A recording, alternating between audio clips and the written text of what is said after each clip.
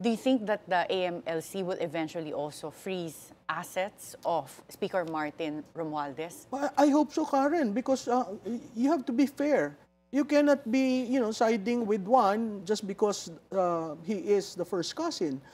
But still, it takes time for them to move on the former speaker. Yun ang hindi ko maintindihan.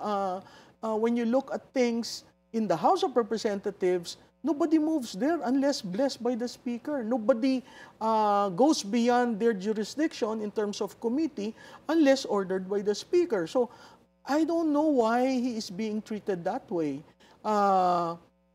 Probably he might have a role later on in this striptease that, we might be surprised if the speaker then says, you were involved. Kung ma-filean siya ng kaso, do you think there will come a point where he will point to the president himself should there be an involvement of the president? I think that's part of the backroom negotiations happening as we talk. There are certain politicians who do not want their names included. There are certain politicians, contractors, who is questioning ICI in the jurisdiction of ICI. So mahaba-haba pa ito. Pero hanggang saan? Meanwhile, balik tayo sa bansa natin. The economy is being trashed. The economy is in the doldrums.